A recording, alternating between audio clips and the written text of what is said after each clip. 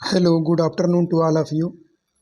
आज हम एक नया टॉपिक देखते हैं कि उपसंयोजन यौगिक यूनिट है। उपसंयोजन यौगिक यानी कोऑर्डिनेशन कंपाउंड। कोऑर्डिनेशन कंपाउंड देखो क्या होते हैं, यानी जो एक तरफा बंध बनाते हैं, मतलब उपसंयोजक बंध बनाते हैं। यानी जो उपसंयोजक बंध बनाते हैं उनको क्या बोलते हैं? उपसंयोजन यौगिक। ठीक। और ये जो डी ब्लॉक एलिमेंट होते हैं वही ज़्यादातर जो क्या बनाते हैं, उन्हीं के उपसंयोजन यौगिक बनते हैं। कोऑर्डिनेशन कंपाउंड किसके बनाते हैं? जो डी ब्लॉक एलिमेंट होते हैं। ठीक है। इनमें वर्नर का सिद्धांत है। वर्नर की थ्योरी क्या होती है? देखो, वर्नर इनमें इन्होंने बताया था कि जो वैलेंसी जो है कोऑर्डिनेशन कंपाउंड में दो टाइप की होती है। ठीक।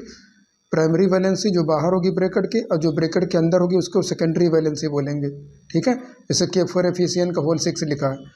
ठीक। तो जो पोटेशियम होगा ये प्राइमरी वैलेंसी हो जाएगी, और जो ब्रैकेट के अंदर होगा वो सेकेंडरी वैलेंसी होगी। और ब्रैकेट के अंदर एक मेटल होगा, मेटल, वो मेटल किस ब्लॉक का होगा? डी ब्लॉक का होगा। ठीक। क्योंकि डी ब्लॉक के तत्व क्या करते हैं? कोऑर्डिनेट कंपाउंड जब बनाएंगे यहाँ पर। ठीक है। वही संक्रमण तत्व होते हैं, ट्रांजिशन एलिमेंट, वो कंपाउंड बनाएंगे। और जो इनके साथ ये जुड़े हुए इनको लीगेंड बोलते हैं। ठीक। इनको लीगेंड बोलते हैं। और ये इसी के साथ ये उपसंयोजक बंध बनाता है। ठीक। यानी एफ ही क्या करेगा? इनके साथ उपसंयोजक बंध बनाता है। तो इनमें वर्नर ने बताया था कि इसमें जो कोऑर्डिनेट कंपाउंड होते हैं इनमें वैलेंसी टू टाइप की होती है, प्राइमरी वैलेंसी और सेकेंडरी वैलेंसी।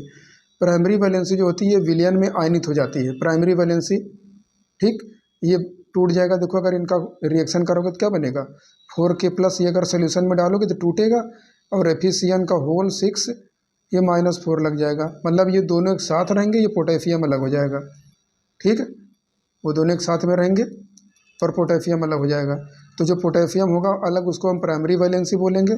और जो ये FeCN का होल 6 -4 है इसको हम सेकेंडरी वैलेंसी बोलेंगे, द्वितीयक वैलेंसी। ठीक। तो देखना, प्राइमरी वैलेंसी क्या होगी? यहाँ पर प्लस वाला है। Primary valency satisfied with negative atom और ग्रुप। ये किसके द्वारा संतुलित होगा? या तो कोई नेगेटिव एटम होगा या किसी ग्रुप होगा। ठीक। कोई ऋणात्मक परमाणु या किसी समूह के द्वारा ये संतुष्ट होंगे। और ये किसके द्वारा संतुष्ट होते हैं? ये लिगेंड जुड़े हैं। यानी सेकेंडरी वैलेंसी किसके द्वारा? सेटिस्फाइड विद द लिखा लिगेंड, इनको लिगेंड बोलते हैं। यानी ये किससे संतुष्ट होंगे? लिगेंड से संतुष्ट होंगे। ये किससे वैलेंसी बराबर होगी? वो नेगेटिव एटम्स और ग्रुप से। ये विलयन में आयनित हो जाते हैं। कौन? प्राइमरी वैलेंसी, इनको प्राइमरी बोलते हैं। 1 डिग्री और ये 2 डिग्री। तो प्राइमरी वैलेंसी जो होगी वो विलयन में आयनित हो जाती है, यानी ये आयनाइज हो जाएगी। ठीक है।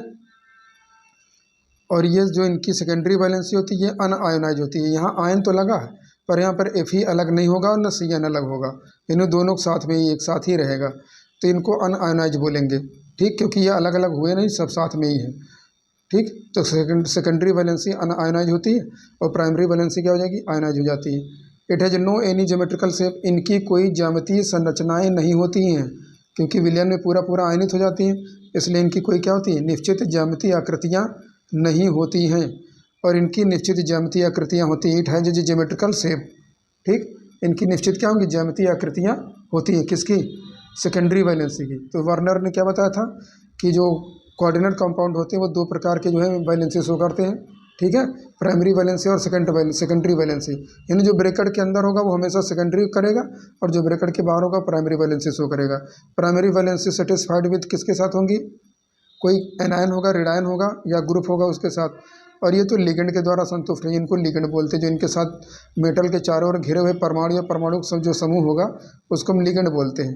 और ये केंद्रीय धातु परमाणु को इलेक्ट्रॉन युग्म देते हैं और उनके साथ उपसंयोजक बंध बनाते हैं। ये CN इलेक्ट्रॉन पेयर देगा इसको, और इसके साथ क्या बनाएगा? उपसंयोजक बंध बनाएगा। ठीक है। और ये विलयन में आयनित हो जाते हैं। कौन? प्राइमरी आयनित हो जाएगा, ये अनआयनाइज होंगे। इनकी कोई निश्चित आकृतियाँ नहीं होती हैं। It has no any shape, geometrical shape होगा। ठीक। और यहाँ पर क्या हो जाएगा? इट हैज ज्योमेट्रिकल शेप, यहाँ पर इनकी आकृतियाँ होती हैं। ठीक है। उपसंयोजन योग समन्वय संख्या यानी कोऑर्डिनेशन नंबर प्राय 2, 4, 6 होती है।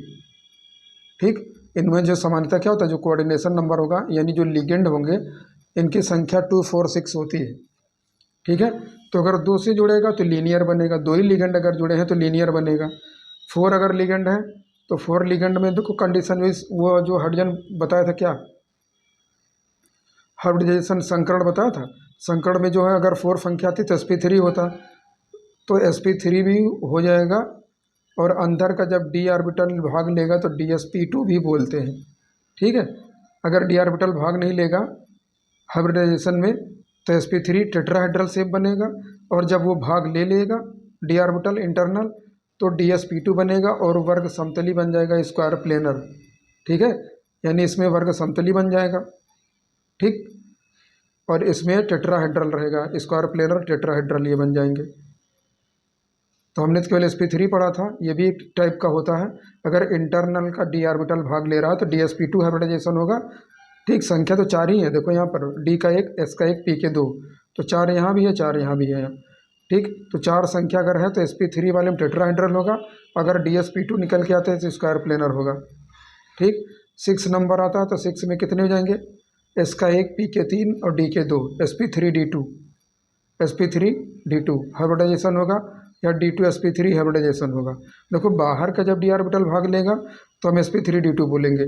ठीक, और जब इंटरनल का डी ऑर्बिटल भाग लेगा तो उनको हम D2sp3 संकड़ बोलेंगे, और दोनों का शेप क्या हो जाएगा, सेम ऑक्टाहेड्रल शेप होगा।